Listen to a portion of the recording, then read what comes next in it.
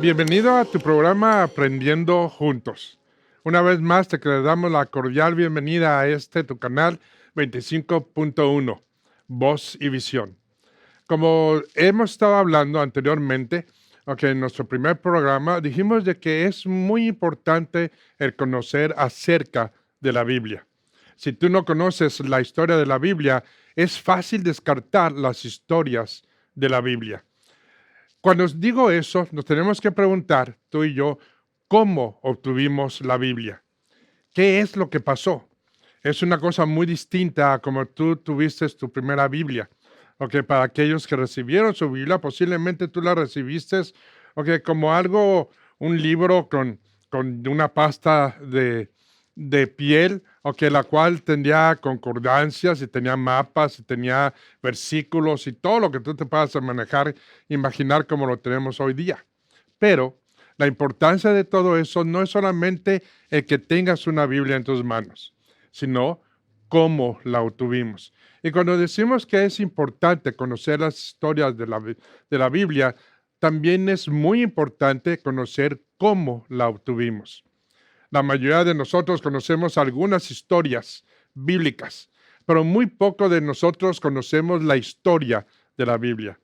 Y es posible que te sorprenda el descubrir que es una historia que en realidad no comienza en el principio. Comienza con algunos relatos de pocos hombres, hombres que conocemos como los discípulos de Jesucristo. Aquellos hombres que se vieron obligados en su convicción a sentarse y escribir los relatos de aquellas cosas que ellos vivieron. Cuando estamos diciendo lo que ellos vivieron, estamos diciendo el tiempo que ellos caminaron con Jesucristo, que fueron aproximadamente 3 años. Pero cuando decimos eso, también sabemos de que ellos escribieron esas historias porque hubo un acontecimiento espectacular en sus vidas. Y ese acontecimiento fue la resurrección de su Maestro, de su Mesías, como hoy lo conocemos, nuestro Señor y Jesucristo. Entonces es muy importante, cuando vemos estas historias, recordar de que ellos las escribieron no solamente porque era algo que les iba a dar fama, simplemente ellos no sabían y no tenían ni siquiera idea de qué es lo que iba a acontecer con los escritos que ellos estaban haciendo. Escritos que eran en papiros, no era como un libro que tenemos hoy día, prensado y que tenga varias páginas, pero eran simplemente hojas, una carta, no como lo conocemos hoy, como un evangelio. Pero tenemos también que recordar que ellos lo hicieron porque esos acontecimientos cambiaron en una forma radical sus vidas. Y no solamente eso, pero ellos sabían y tenían la convicción de que cambiaría las vidas de todo aquel que leyera esos documentos. Pero ¿cómo la obtuvimos? Esa es una de las preguntas que nos hemos hecho desde el programa anterior. Tenemos que recordar de que cuando Jesucristo vino a esta tierra y caminó y fue crucificado y hubo una resurrección, tuvo que haber un cambio. Y ese cambio fue algo radical. Cuando decimos radical es porque ellos tuvieron que experienciar o que vivir el momento en el que todo iba a cambiar en sus vidas. Recordemos que esos hombres eran de descendencia judía. Cada uno de ellos, cada uno de los que escribió los evangelios, excepto Lucas, ellos eran de procedencia judía de Israel. Y ellos estaban acostumbrados a simple y sencillamente seguir la ley mosaica. Pero cuando esto pasó y hubo un acontecimiento que lo conocemos como Pentecostés, que era cuando ellos estaban en un aposento alto esperando la venida del Espíritu Santo que había prometido Jesucristo para ellos, vino un estruendo increíble, y el Espíritu del Señor bajó sobre ellos. Y por primera vez se posicionó de ellos. Y cuando decimos se posicionó, es porque ellos sabían y tenían dentro de la historia el conocimiento que el Espíritu del Señor solamente venía en ocasiones. Cuando decimos en ocasiones, estamos hablando de que Dios decidía de una forma u otra quién lo iba a tener y quién no lo iba a tener. Tenemos un ejemplo dentro de los Salmos cuando David escribe y le dice a Dios, no permitas que tu espíritu parta de mí o se vaya de mí, porque él sabía que ese espíritu no estaba, vamos a ponerlo así, de planta 24/7, ok, con ellos. Pero en esta ocasión era diferente. Y cuando decimos era diferente es porque el espíritu vino a morar dentro y con los discípulos y todo aquel que cree en Jesucristo. Este movimiento, que se llegó a llamar y se catalogó como el camino, como lo conocemos hoy día, la iglesia de Jesucristo. El camino era un movimiento que comprendía al que era judío y al que no era judío. Se le llamó judeo-cristiano, que es lo que formó la iglesia. Pero cuando estamos hablando de todo esto, tenemos que recordar que las escrituras del Antiguo Testamento es la historia detrás de la historia principal. Y cuando decimos eso, tú dirías, ¿qué significa? Es muy importante que cada uno de nosotros tenga una comprensión de cómo recibimos las escrituras. ¿Por qué? Hablamos de esto porque normalmente los judíos solamente tenían lo que conocemos hoy día como la Torah o el Tanakh, pero no la tenían solamente como esto. La semana pasada te presentamos lo que tenemos aquí, no sé si lo alcanzas a ver, son los rollos en los que estaban escritos la palabra que Dios le daba a sus profetas. Por otro lado, dentro de eso los discípulos no tenían un libro o una Biblia como la conocemos hoy día para guiarse en cómo hacer las cosas o cómo trabajar una iglesia, por ejemplo. Simplemente era un nuevo movimiento, era algo extraordinario que había pasado en sus vidas. Pero diciendo eso, podemos decir que si tú no conoces la historia de la Biblia, es fácil descartar las historias dentro de la Biblia. ¿Por qué? Porque no es el mismo significado el que tú escuches acerca de lo que es la creación a escuchar por qué o entender por qué ese libro fue escrito y cuál era su intención. Te tengo que recordar, si ahorita vemos nosotros en tu Biblia, normalmente tu Biblia empieza en Génesis, pero en realidad las Biblias no empiezan o su principio no es en Génesis. Tienes que recordar que lo que es el Tanakh o el Viejo Testamento como lo conocemos hoy día, era un libro dedicado para el pueblo de Israel y no solamente para ellos. Pero también era dedicado para darnos una historia redentora, hacia nosotros. Te damos una semejanza en eso. Vamos a estar hablando también de qué es lo que pasó, dentro del Viejo Testamento. Pero lo que queremos resumirnos nosotros es cómo la obtuvimos y qué pertenece a nosotros. Pero primeramente tenemos que hacer una aclaración. Y esa aclaración es de que tanto el viejo como el nuevo son autoridad, son palabra de Dios y están inspirados en la misma forma uno o el otro, pero sí tenemos que tener en consideración cuál es el objetivo de cada uno de ellos. Posiblemente nos podemos preguntar, ¿qué más dice la Biblia? O podemos decir qué es lo que dice y qué quiere demostrar la Biblia. O mejor aún, ¿qué es lo que Dios quiere decirme a mí? Y para eso es importante que tú y yo conozcamos la historia de cómo se obtuvo la Biblia. La historia no empieza en el principio, como lo estábamos diciendo anteriormente. En realidad, la Biblia, tu Biblia, nuestra Biblia, empieza posiblemente vamos a decir que un poco más allá de la mitad, ¿ok?, de lo que es la Biblia hoy día. La otra mitad es el Viejo Testamento. Pero en realidad, en donde empieza, ¿ok?, y en donde toma vida, ¿ok?, es dentro del Nuevo Testamento. ¿Y por qué decimos eso? ¿Ok? ¿Por qué pensamos, ¿ok?, que la Biblia empezara, ¿ok?, a la mitad de lo que tenemos hoy día? Y cuando digo a la mitad es ese libro de 66 libros. Simple y sencillamente porque lo que estaba anterior del primer evangelio era un libro que ya estaba dedicado, o muchos libros en este aspecto, a todos aquellos que eran israelitas, ¿sí? Y por eso mismo tenemos que imaginarnos, tú y yo hoy día no estamos dentro de la ley mosaica, pero ellos sí lo estaban. ¿Y qué tuvo que acontecer para que hubiera una separación entre lo que es la ley mosaica y lo que ellos conocieran hoy día como el nuevo pacto o la gracia?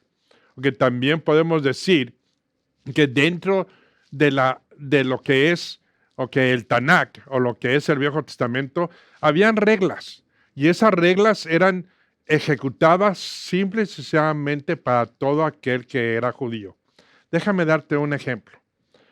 Por ejemplo, en Deuteronómicos capítulo 5, del 1 al 3, dice lo siguiente: y Moisés llamó a todo Israel y les dijo: oye Israel, los estatutos y derechos que yo pronuncio hoy en vuestros oídos, y aprenderlos y guardarlos para ponerlos por obra. Jehová nuestro Dios hizo pacto con nosotros en Hebrón. Dice, no con nosotros, con nuestros padres hizo el pacto, pero lo hizo con nosotros, los que vivimos y estamos presentes el día de hoy. Eso se lo dijo Moisés, cuando él escribió la ley mosaica, se lo dijo a los israelitas en ese tiempo. Pero si tú consideras eso no fue dicho para ti o para mí en ese tiempo o en el principio de lo que es la iglesia. Gracia fue lo que entró. Y si vamos al Nuevo Testamento, podemos percatarnos de que Mateo 16, del 17 al 18 nos dice: y respondiendo Jesús le dijo: bienaventurado eres, Simón, hijo de Jonás, porque no te lo reveló carne ni sangre, sino mi Padre que está en el cielo. Y yo también te digo que tú eres Pedro, y sobre esta roca edificaré mi iglesia, y las puertas del infierno no prevalecerán contra ella. Déjame hacer esta anotación. Cuando Jesucristo está hablando de esto, o cuando le estaba diciendo esto a Pedro, es porque Pedro, en unos momentos anterior a esto que se le está diciendo, él hizo una declaración. Jesucristo le preguntó a él y a los discípulos: ¿quién la gente dice que soy? Sí. Y ellos respondieron. Algunos dijeron que eres Juan de Bautista reencarnado, o que eres Elías, o que uno de los profetas. Otros dicen que eres el Mesías, o que eres un buen maestro, vamos a decirlo así. Pero Pedro contestó y dijo: pero nosotros sabemos que tú eres el Cristo, el Hijo de Dios. Y en eso precisamente es en lo que se basa el principio del camino o la iglesia.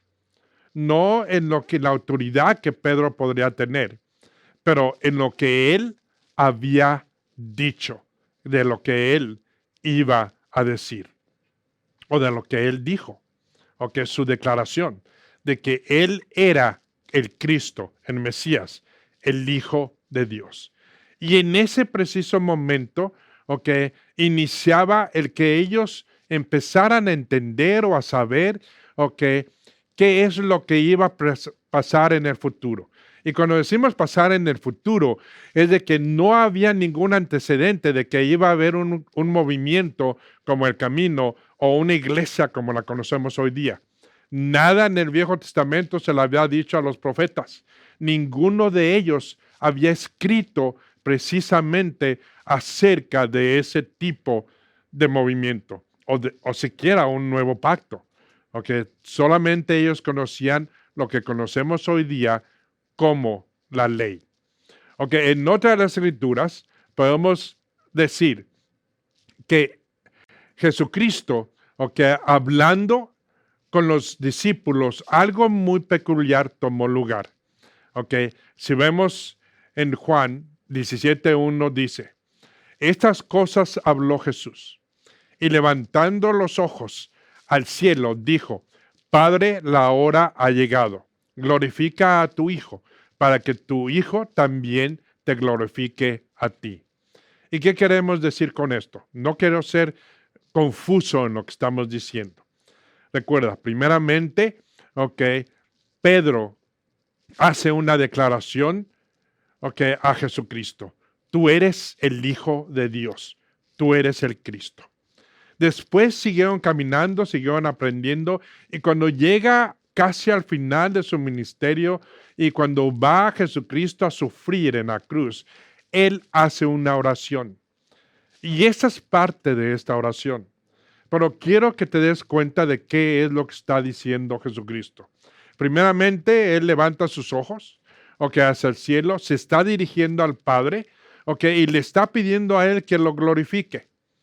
Que lo glorifique en lo que ya Él ha hecho dentro de su obediencia, que ha mantenido el no pecar, pero también le pide que le glorifique a aquellos, que están con Él. Y lo voy a decir de esta forma.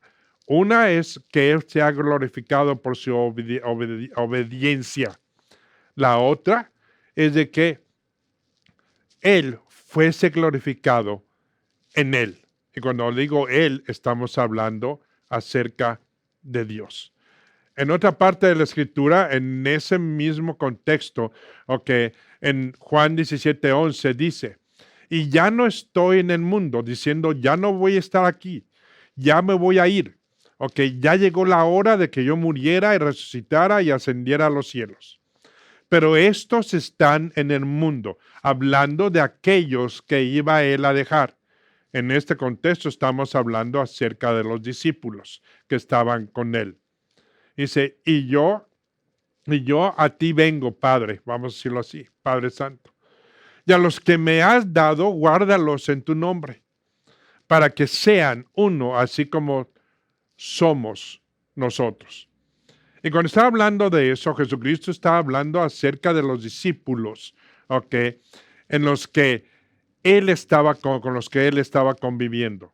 ¿Y qué es lo que está diciendo? Primeramente, le está diciendo, guarda a estos hombres, no los está quitando del mundo, ni les está poniendo, vamos a decirlo así, guaruras, o poniendo guardaespaldas o algo así por el estilo para que los protejan del mundo. Simplemente les está diciendo a ellos, al Padre, guárdalos. Guárdalos en todo lo que han aprendido. Guárdalos en todo lo que han vivido conmigo. Guárdalos en todas las enseñanzas que yo les he dado. Guárdalos para que ellos puedan transmitir esta enseñanza, Y no solamente eso, pero que en todo lo que ellos conocen sean uno, estén en unidad, que no cambien o se salgan de Él, En eso déjame decirte esto, que es muy importante. Cuando Él está diciendo al Padre que sean uno, como Él y el Padre es uno, le está pidiendo al Padre que los guarde en una sola enseñanza, en una sola forma de pensar.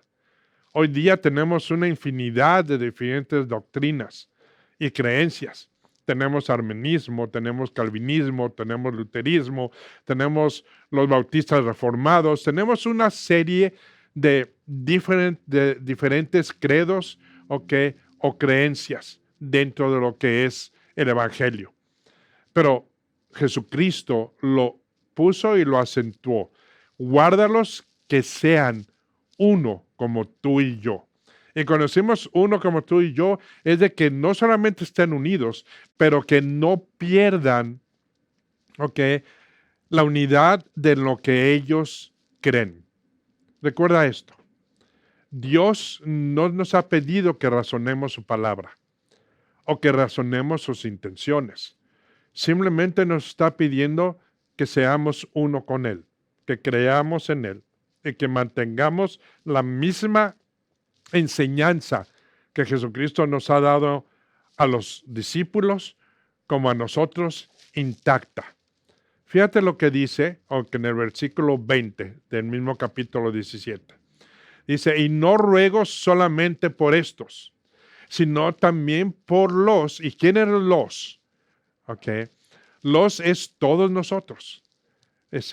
Porque dice, también ruego por ellos, por los que han de creer en mí, por la palabra de ellos.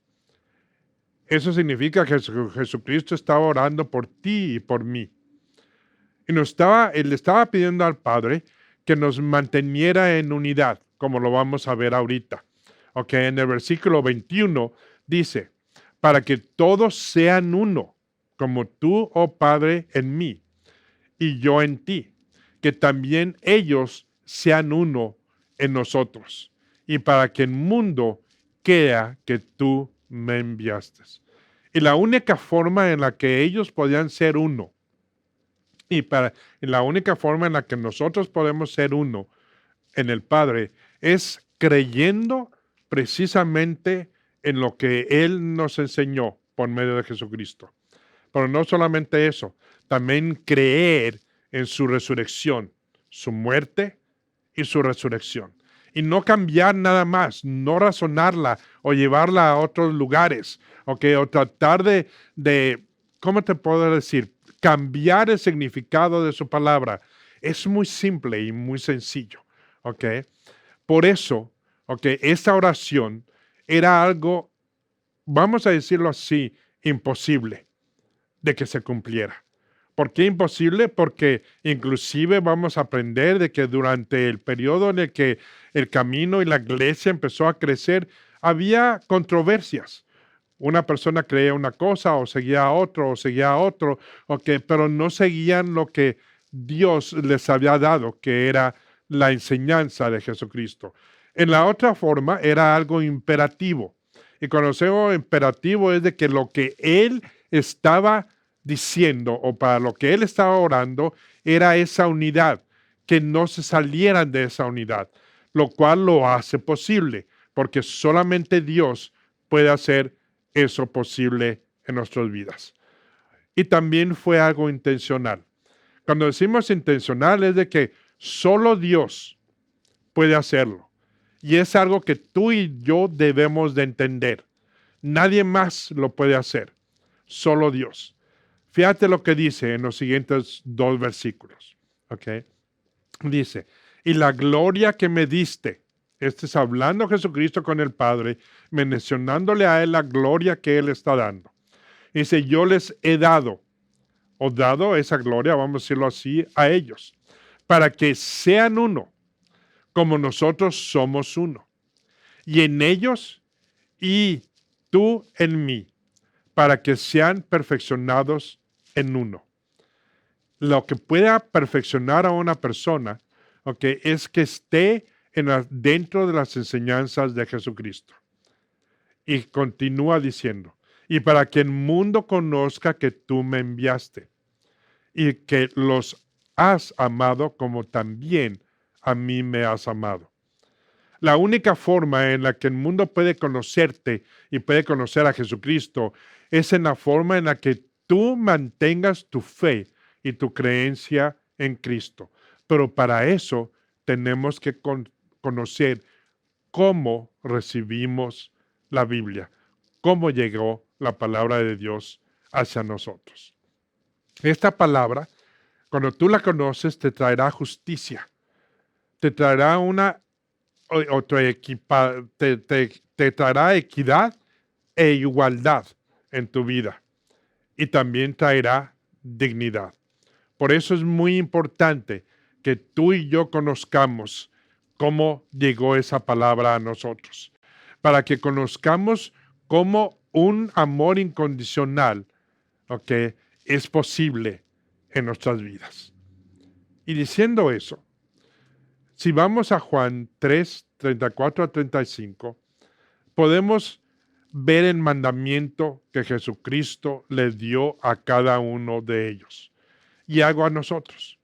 Pero cuando hablamos de este mandamiento, estamos hablando no que es algo adicional a los 10 mandamientos. Recuerda esto. Cuando la palabra se le dio al judío, se lo dio por medio de Moisés. Y por medio de Moisés se creó lo que conocemos hoy día como la Torah o la ley mosaica, los primeros 5 libros de la Biblia. Y esos primeros 5 libros de la Biblia es para que el judío pudiera conducirse, vivir, crecer, y llegar, entre comillas, a obtener favor delante de Dios. Cuando digo entre comillas es porque también la ley se había dado para que tú y yo supiéramos que es imposible cumplir su ley, tal como Él quiere que sea cumplida. Probamos a escuchar sus palabras. En Juan 13, versículos 34 y 35, dice: un mandamiento nuevo os doy, que os améis unos a otros, que como yo os he amado, así también os améis unos a otros. Y en esto conocerán todos que sois mis discípulos, si tuviereis amor los unos para los otros. ¿Qué nos quería decir con esto? ¿O qué les quería decir a ellos con esto? Por un lado, les estaba dando un nuevo mandamiento, no fuera de lo que es la ley mosaica, pero algo que iba a cubrir, y que iba a hacer que se cumpliera la ley mosaica como Él lo hizo. Ponte a pensar, ¿qué es lo que pasaría si nosotros en realidad tuviéramos o pondríamos atención a este nuevo mandamiento en nuestras vidas? Todo cambiaría. Y cuando decimos todo cambiaría, es porque cuando tú amas a una persona, como Dios te ama a ti, no le vas a hacer un mal, no lo vas a criticar, no le vas a hacer bullying, no le vas a mentir, no le vas a robar, no lo vas a asesinar. Pero sin embargo lo vas a acoger, lo vas a apoyar, lo vas a ayudar, le vas a dar tu mano a esa persona para que salga adelante. Y por eso Él dice, dice, en esto conocerán todos, y cuando estamos hablando de todos, es del mundo entero, que sois mis discípulos. Sus discípulos es de que ustedes aprendieron por medio de mí, ¿sí? Si tuvieres amor los unos para con los otros. Y eso es el mandamiento principal, vamos a decirlo así, de la nueva o el nuevo pacto, la gracia, el que se amen unos a los otros.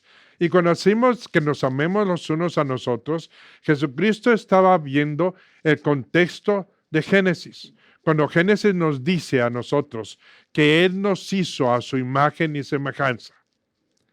Y cuando decimos que Él nos hizo a su imagen y semejanza, significa de que cuando tú ves a una persona a los ojos, ya sea tu hermano, tu hermana, tu papá, tu mamá, tu amigo, conocido o desconocido, tienes que verlo con los mismos ojos que Dios te vio a ti. Y así sabrás que esa persona está hecha en la semejanza de Dios. Fíjate lo que dice aquí, en Juan. Dice, y la gloria que me distes, yo les he dado, para que sean uno como nosotros somos uno. Y en ello, y en ellos, y en tú y en mí, para que seamos perfeccionados, para que sean ellos perfeccionados en uno. Y para que el mundo conozca que tú me enviaste y que los has amado como también a mí, como también me amas a mí, o me has amado a mí. Esto tiene un propósito. Traía un mensaje y traía un nuevo mandamiento. Y eso es el principio de cómo obtuvimos la palabra de Dios. Pero tenemos que reconocer qué es lo que tenemos que hacer. Deja ponerlo así. Ok, te voy a dar una tarea. Lo que quiero es de que tú y yo oremos por unidad en su iglesia, en su cuerpo, que es algo que nos falta. Unidad porque todos peleamos en cómo interpretar la palabra de Dios y no ponemos cuidado en lo que Él nos dijo que debemos de hacer. Y es amarnos los unos a los otros. La otra tarea es que tú busques la oportunidad para amar incondicionalmente a alguien con quien no estás de acuerdo o no te caiga bien o te guste. Que hagas el esfuerzo por decir, bueno, esta persona no me cae bien, pero la voy a amar incondicionalmente como Dios me está amando a mí. Y te voy a decir algo, vas a experienciar o vas a tener una experiencia extraordinaria cuando hagas eso, porque te vas a dar cuenta de cómo Él nos ama a nosotros. Pero regresando a lo que estamos hablando, vamos a hablar de cómo obtuvimos esa palabra. Lo primero que tenemos que ver es qué es lo que pasó. Y para eso vamos a tomar a Lucas, que él nos relata en una forma extensa la vida de Jesucristo. Ok, uno que no era judío, ok, que era griego, doctor de profesión, ok, y una persona con un nivel intelectual, vamos a decirlo así, muy alto de educación. Pero quiero que veas lo siguiente. Él escribe a otro romano. Este romano es una persona, okay, que era muy influenciable, okay, en la vida de los romanos.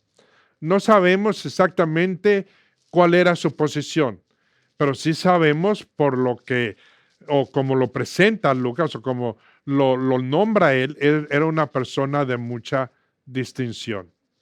Fíjate lo que dice aquí en Lucas 1, del 1 al 2. Dice, habiendo muchos tentado a poner en orden la historia de las cosas que entre nosotros han sido ciertísimas, como nos los enseñaron los que desde el principio lo vieron por sus ojos y fueron ministros de la palabra. ¿Qué está diciendo?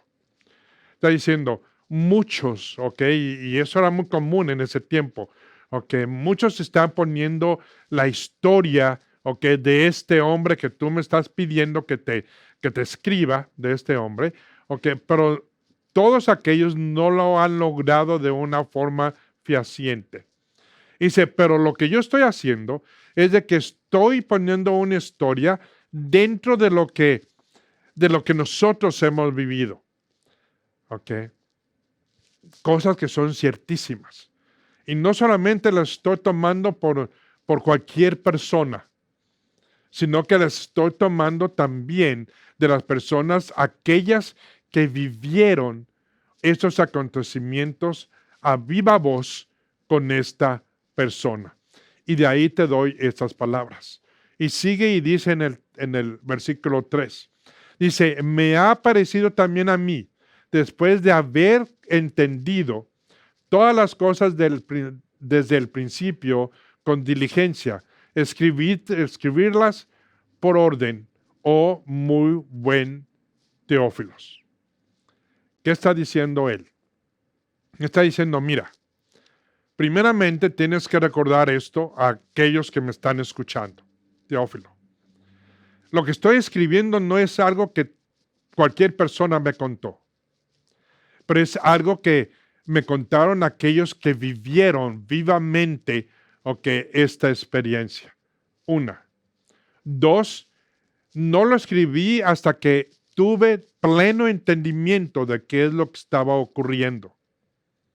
Y cuando decimos pleno entendimiento, no estamos hablando de que Lucas, y piénsalo, de que él hubiera regresado a Génesis, y empezara a estudiar la ley mosaica, la cual él no conocía en su totalidad, pero que él está diciendo lo que entendí de lo que vivió esta persona y cómo la vivió, es lo que te voy a escribir. Y no lo estoy haciendo hasta que tuve pleno entendimiento de qué es lo que pasó en la vida de esta persona. ¿Sí? Y fui diligente, precavido, estudioso, checando cada paso que dio esta persona y las personas que estuvieron con él. Y cuando estamos diciendo y estamos hablando de eso, estamos hablando de que el mismo Lucas tomó el tiempo para escudriñar lo que podemos decir, los eventos de historia de esta persona. Y no solamente eso, pero fíjate lo que dice en el capítulo 23, en el versículo 53. Dice, y quitado lo envolvieron, hablando de Jesucristo, fue crucificado, y él pone los acontecimientos de esta crucifixión, y qué es lo que pasó con él.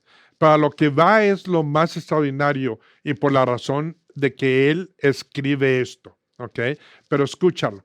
Entonces lo bajan de la cruz, lo envuelven en una sábana y se lo llevan, y dice esto, y quitado lo envolvió en una sábana y lo puso en un sepulcro, abierto en una peña, en el cual ninguno había aún sido puesto. Primeramente le está diciendo, a Teófilos, este hombre fue crucificado, murió. Sabemos que murió porque lo bajaron de la cruz, lo envolvieron en una sábana y lo pusieron en una tumba que nadie más había estado en esa tumba, que no se había usado. Dice, pero fíjate lo que dice también. Dice, y las mujeres que habían venido con Jesús desde Galilea siguieron detrás.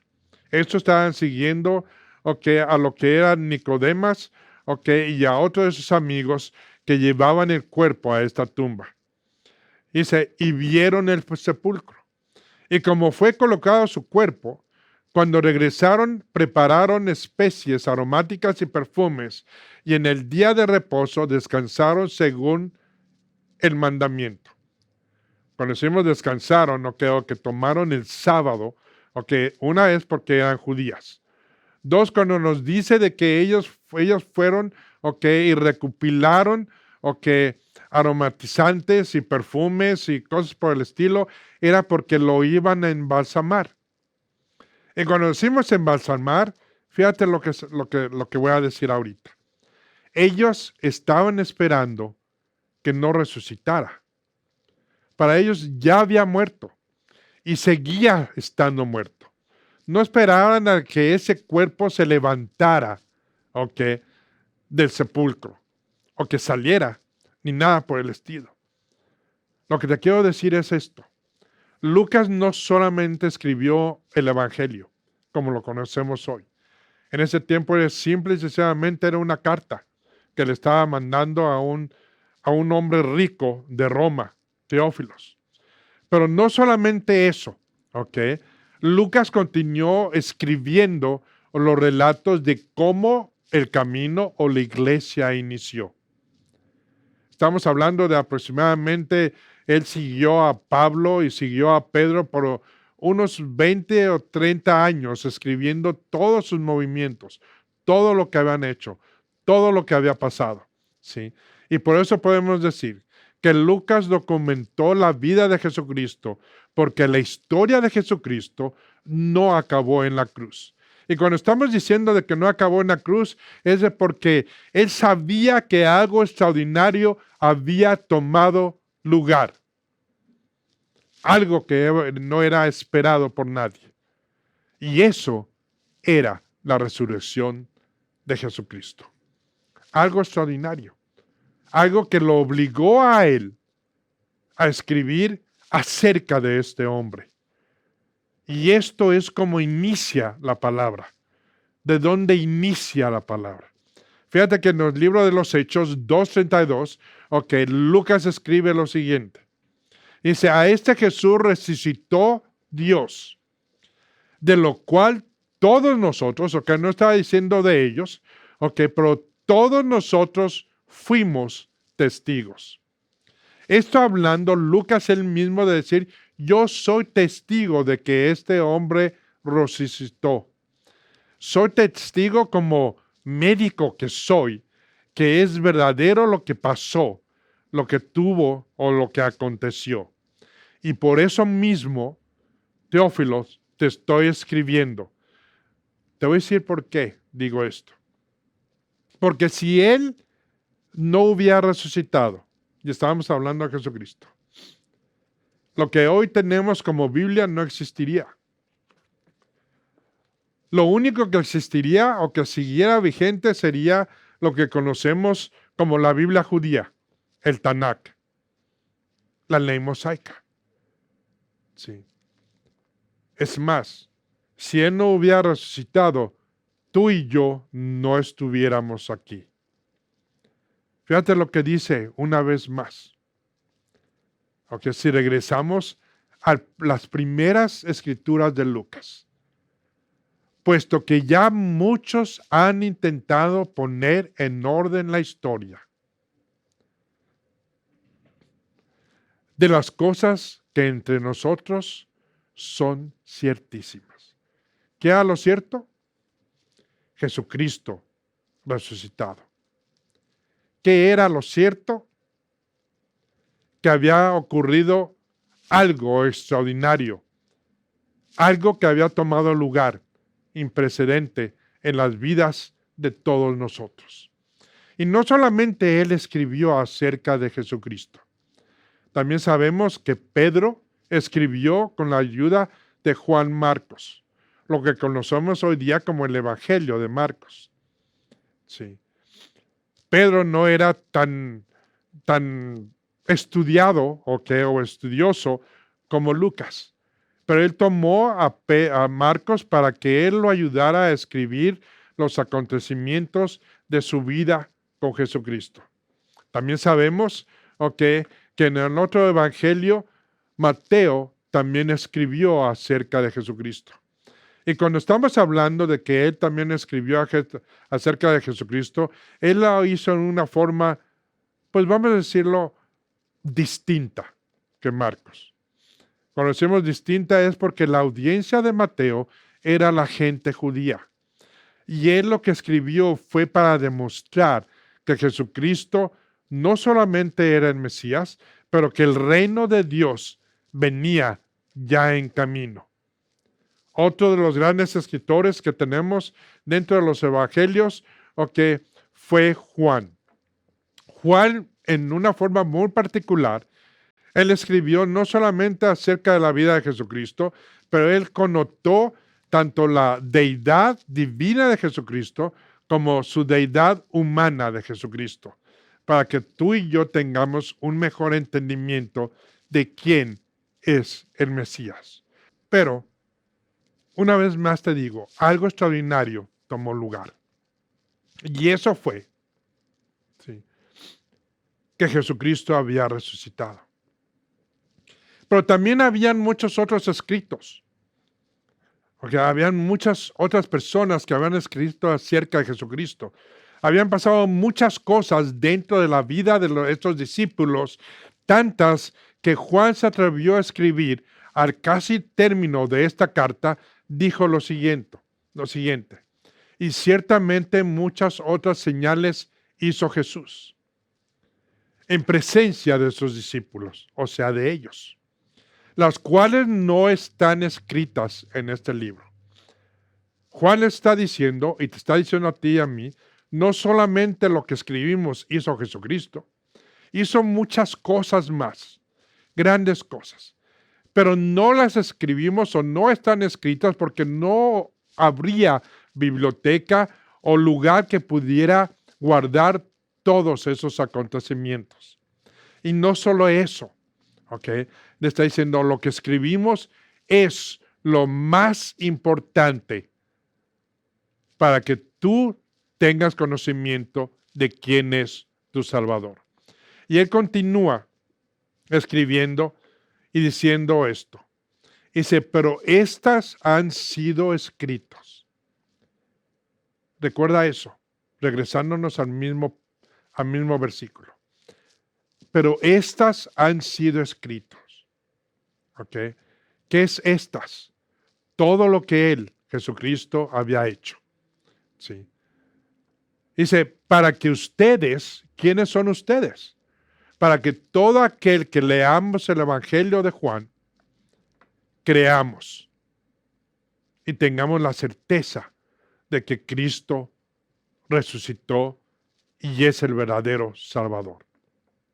Pero yo te preguntaría, de todo esto de lo que hemos hablado, posiblemente esté un poquito reburujado, pero en los próximos programas lo vamos a ir acentuando y lo vamos a ir acomodando como un rompecabezas para que tú entiendas cómo llegó la palabra de Dios a nosotros. No estamos hablando de canons, ¿ok?, o de juntas que hubieran tenido para decidir cuál o cuál no de los libros estuvieran en la Biblia. Estamos hablando de cómo ellos la recibieron y en la misma forma como nosotros la estamos recibiendo. Pero la pregunta para ti y para mí sería, ¿qué es lo que te detiene en creer en Jesucristo? ¿Qué es lo que te detiene en creer en su palabra? ¿Qué de todo esto te hace dudar de que hay un Dios verdadero? Es algo que tú y yo tenemos que preguntarnos. Juan escribe y dice, pero estas han sido escritas para que ustedes crean que Jesús es el Cristo, el Mesías, el Hijo de Dios, y para que al que creer tengan vida en su nombre. Diciendo, todo aquel que crea en Jesucristo, ¿ok?, tendrá vida eterna. Por si te puedo decir esto. Juan escribe en una forma que si fuese la única cosa que tú y yo tuviéramos para creer en Jesucristo, sería suficiente. ¿Por qué? Porque Él nos enseña su divinidad. Él nos enseña su humanidad. Y para eso tenemos que entender qué es lo que Él nos está escribiendo, qué es lo que nos quiere decir.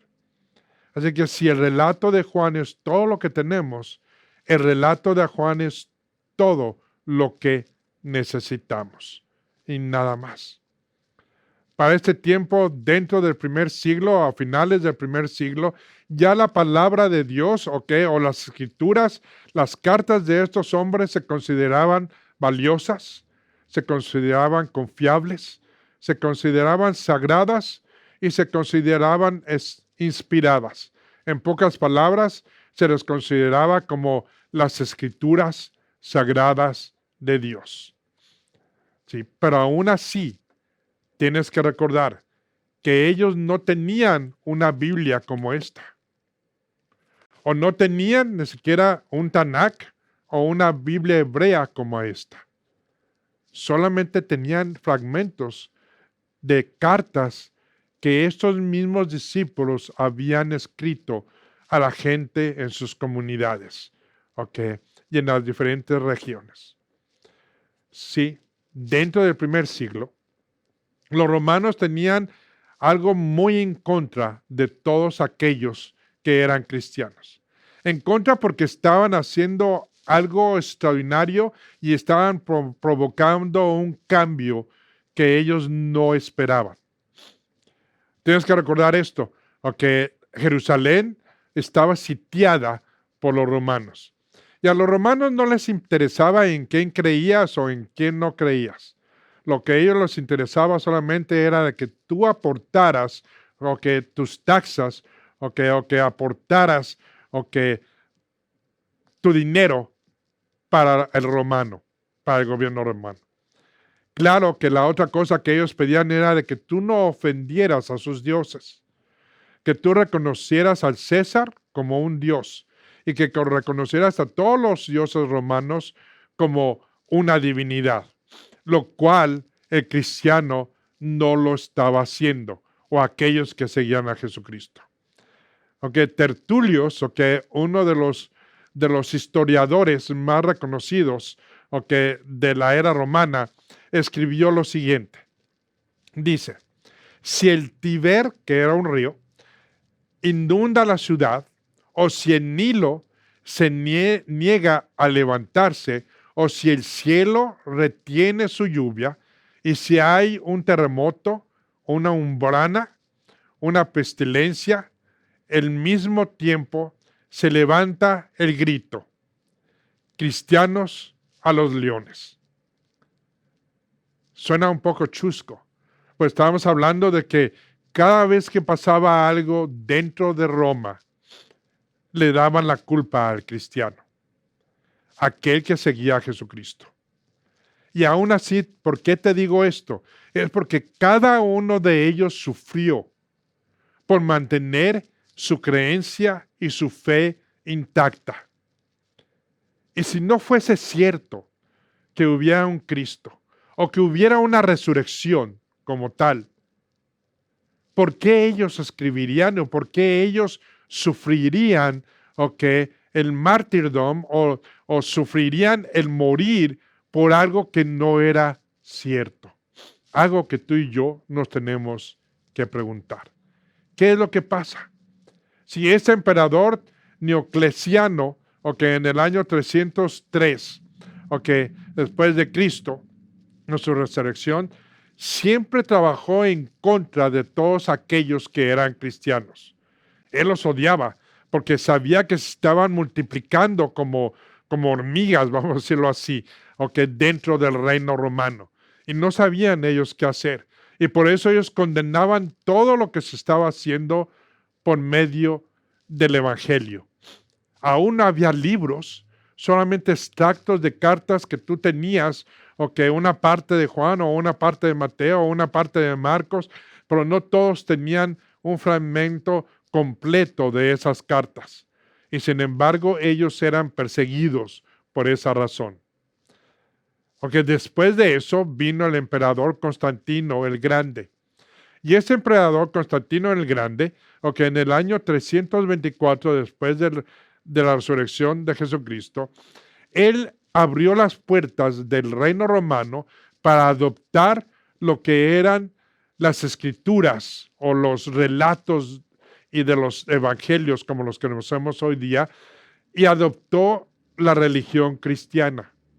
Él abrió las puertas, para que todos esos eruditos que tenían cartas y que tenían fragmentos de esos mismos relatos de los discípulos, se pudieran juntar todos y empezaran a poner lo que conocemos hoy día como la Biblia. Pero ahí no termina todo, y no comienza tampoco. Cuando digo no comienza tampoco, es porque tú y yo tenemos que reconocer quién es Cristo y la autoridad que Dios tiene sobre nosotros. Y por eso, si regresamos a esa declaración de Pedro, en el principio, cuando caminaba con Jesucristo, Jesucristo le dice a él: yo también te digo que tú eres Pedro, y sobre esta roca o esta declaración que has hecho, edificaré mi iglesia, o como la conoceríamos en la palabra griega, mi asamblea. Y las puertas del Hades, dice, los poderes de la muerte no prevalecerán contra ella. Cuando estamos diciendo esto, es de que Jesucristo profetizó. Y no solamente profetizó, Él hizo una declaración firme, que no las puertas del infierno ni la muerte podrían prevalecer en contra de su asamblea, de ese movimiento, de ese nuevo pacto. Y te voy a decir hoy día, tú y yo podemos constatar de esa declaración. Estamos hablando de algo que fue escrito hace más de 2000 años. Algo que se los dio a un grupo de seguidores que no tenían ni la experiencia como escritores o historiadores, o que no sabían qué es lo que iba a pasar en sus vidas cuando Él se fuese de ellos. Y sin embargo, prevalecieron dentro de una misma doctrina. Y cuando decimos doctrina, no hubo cambios. Simplemente creyeron lo que se les dijo y aceptaron lo que se les dio, que es algo que tú y yo deberíamos de aceptar hoy día. Y en eso prevalece la unidad de Cristo. Y infortunadamente también en eso prevalece la desunidad de la iglesia hoy día. Porque se nos ha olvidado el precepto principal de las Escrituras y cómo las obtuvimos. Cuando digo se nos ha olvidado, es qué es lo que hizo Cristo y cuál es el acontecimiento que provocó que todos estos hombres escribieran sin excepción, sin temor, sin pensar en perder su vida, quién era su Mesías. Hoy te digo a ti, ¿qué es lo que tú crees? Y cuando te digo a ti qué es lo que tú crees, te voy a hacer una pregunta. ¿Es arminianismo, calvinismo, luterismo o cualquier otra creencia? Pero ¿quién es el principal en tu vida? ¿Quién es el que te dio vida? Él no te pide que razones su palabra, pero Él sí te pide que la aceptes. Ahora, en los próximos programas estaremos viendo exactamente qué es lo que pasó, ahora sí por decirlo así, en el primer concilio. Vamos a ver la vida de un hombre llamado Pablo, Saúl de Tarsos. Y vamos a ver cómo él trabajó para reafirmar esa resurrección. Y no solo para reafirmarla, pero también lo que él hizo para evitar que siguiéramos dentro del yugo de la ley mosaica. Recuerda esto. Pablo, siendo fariseo de fariseos, hebreo de hebreos, una de sus primeras intenciones dentro del evangelio, la formación, de la iglesia, era impedir que el cristiano se judaizara, pero que recibiera el pacto de gracia, o como lo conocemos, el nuevo pacto. Hay mucho que estudiar y mucho que tú y yo debemos de aprender y debemos de seguir y conservar en su integridad. Y para eso vamos a estar siguiendo en este programa, aprendiendo juntos, para que tú y yo conozcamos cómo obtuvimos la palabra de Dios. ¿Y cuál es la diferencia entre el Viejo Testamento y el Nuevo Testamento el día de hoy? Eso para que tú y yo tengamos una certeza de quién es Dios en nuestra vida. En el principio puede ser una frase que invita a la controversia. Y cuando digo en el principio es porque la próxima semana vamos a estudiar qué es lo que significa en el principio y por qué fue escrito ese libro de Génesis.